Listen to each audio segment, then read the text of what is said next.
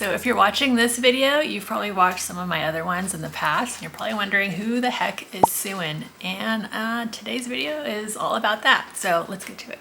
But before I begin, I just want to let you know this video is part of a secular homeschool collaboration and is hosted by Shanna from Making Everyday Magic. Make sure you check out her channel if you haven't yet, and the playlist linked down below. All right, so I have a list of questions here from Shanna that I'm supposed to answer, and I'm using my trusty ClickUp for that because that's the only way I can stay organized in my life is by using ClickUp. What led you to this path? What led me to homeschooling? Well, if you didn't know, I used to be a middle school history teacher. I was also an AVID coordinator. If you're not familiar with AVID, that's Advancement via Individual Determination. Basically, getting kids ready for college and life in general. And I really enjoyed teaching. I loved it so much, but I did not enjoy the way it was progressing, the profession. I mean, teachers are awesome. They work so hard. They put so much of their energy into teaching. Yes, sometimes there will be those that don't do that, but that's with any career or any group of people. Like, you're always going to have those that strive to be the best and those that don't. It's life. It's human nature, right? I just didn't like how the endless amount of meetings that we had to go to, the endless amount of paperwork that we had to do. Like, we weren't teaching anymore. It was just trying to get through the day so that we can get all this other paperwork and everything done. And then on top of that, where we were like teaching to the test and not teaching for the joy of learning. And that kind of didn't vibe with me within my values. So I ended up quitting my job, and I had planned on applying for like a civil servant job working overseas somewhere, but I found myself pregnant. And so I knew that I wanted to homeschool my kids. That was something I thought of, like if I ever had kids, I would homeschool them. I did have second thoughts about it. I doubted myself, like any person probably has at some point in their lives. And I put my oldest son, in preschool when he was 3 years old. That was very challenging for him because he wanted to be with me. And so then I decided, okay, I'll take him out when he's 4 and we'll just homeschool instead. And then I guess I was influenced by other people in my circle who were all enrolling their kids into kindergarten, and I thought, oh no, maybe he's gonna miss out. And like, I had a really good experience when I was in school, so I just didn't want him to miss out. So I put him in a kindergarten program.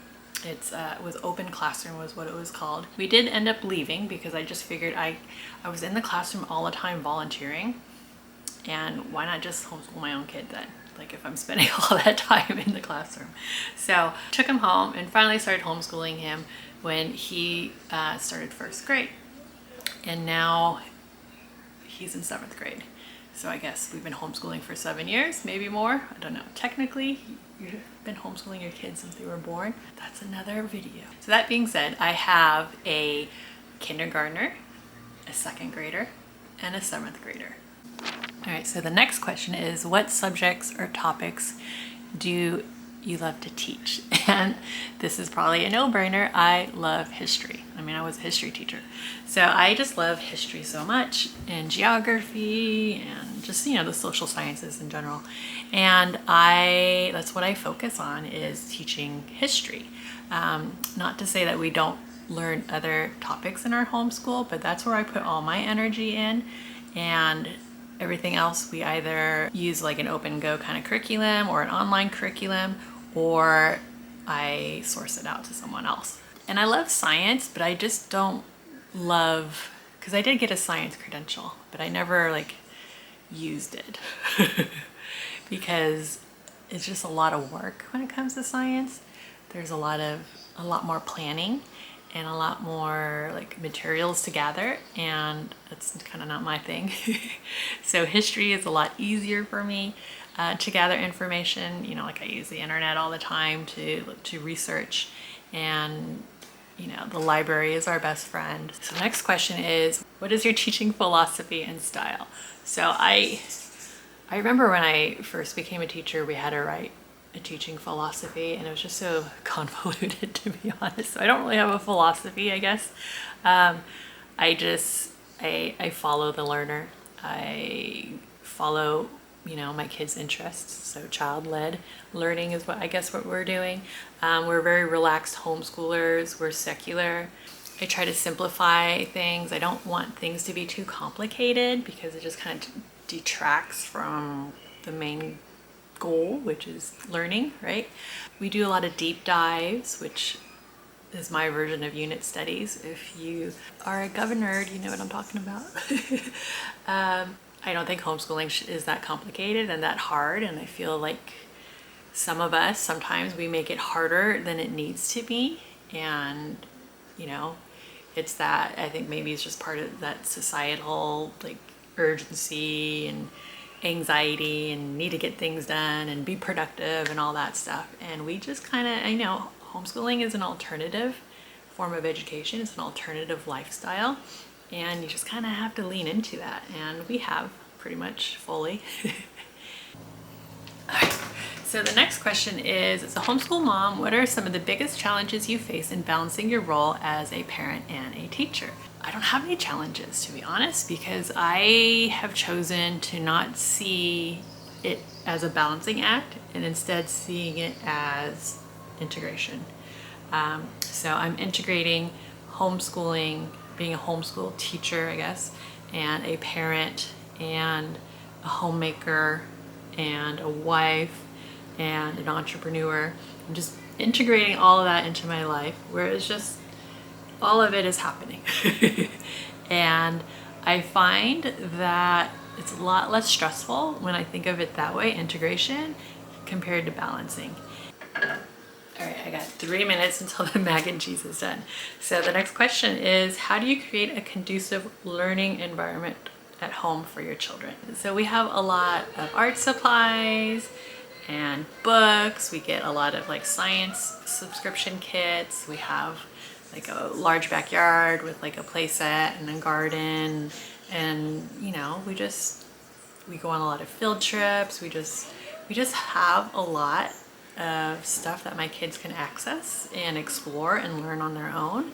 And I think that is key to having a conducive learning environment. We kind of have a homeschool room. It's kind of like a homeschool room / office / playroom, and we don't do our homeschool stuff in that room. We kind of do it all over the place. Sometimes somewhere completely outside of the house, but we have a room with all the stuff. That's where the kids can get a majority of the stuff. But again, like their board games and stuff are in their bedrooms because we don't have room in our homeschool room. We have a small house here. Learning happens all the time. It doesn't have to come out of a book, and it doesn't have to be written down. Learning can happen without, concrete evidence that learning has happened.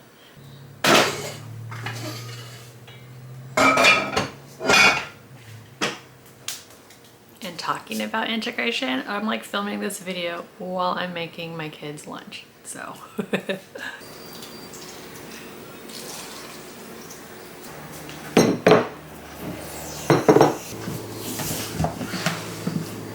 all right, so next is, what resources or curriculum do you find most helpful in your homeschooling journey? And that's simple. The internet. The internet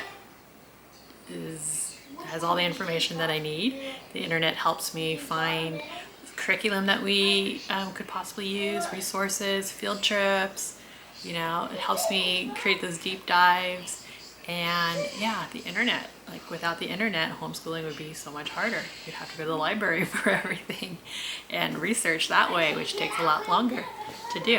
Hey guys, can you be quiet?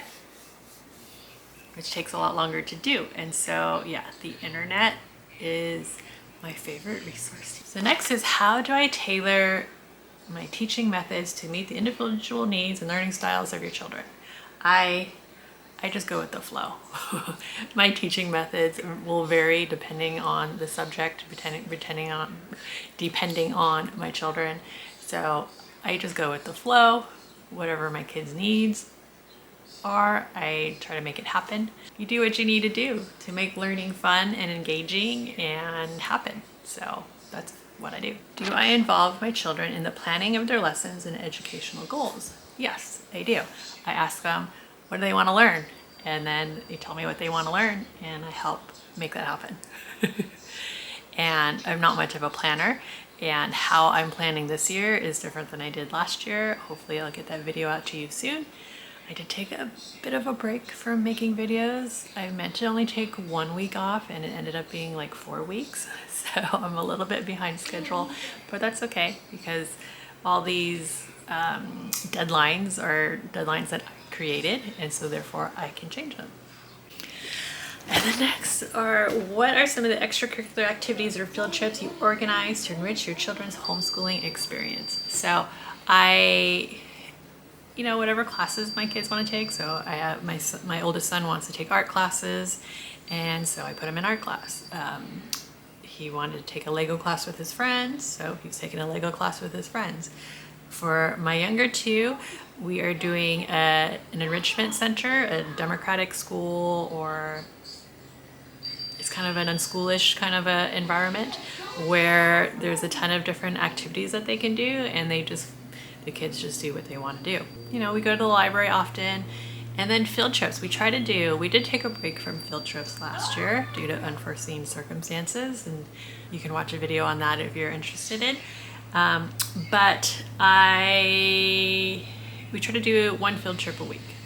That's my goal. Whether it's local, something small and something easy to do, or something outside of our county that takes a little bit longer to get to and to explore.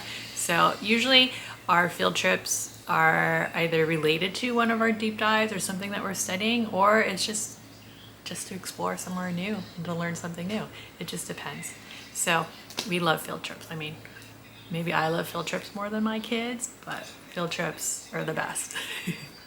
And then finally, what do I find most rewarding about being a homeschool mom and teacher? Just that the ability to be home with my kids, that is a plus. To see learning happening, to see my kids learn, to see just to be with them, because my time with them is just so short. 18 years goes by rather quickly. And those teenage years, they pop up on you like unexpectedly, even though that it's going to be happening. It's still like a sudden kind of a change. And so I just appreciate and I'm grateful to be able to homeschool, because it is a privilege. Most people in our area, you cannot afford to be living on 1 income unless you got a really good job. And so, I do come across people in our community that do homeschool, and they do tend to be more well off. And then there's those that are kind of like us that have to budget and to have to be mindful of their consumption so that we can continue homeschooling. It's just a privilege to be able to homeschool your kids, and I'm very grateful for it. I don't take it lightly. I don't think I'm better than anyone else because I homeschool, because I know it's not for everyone. Like after the pandemic, some friends loved it and wanted to stay home with their kids, but they just couldn't. They couldn't afford to do that. While other parents were like, I cannot do this. I don't want to do this. I don't know how you do this. So homeschooling is not for everyone. But it is a privilege to be able to homeschool your own child and to follow their path to learning and to becoming an adult. So if you're interested in learning more about me, make sure you check out this video right here, and I'll see you guys in the next one. Ciao.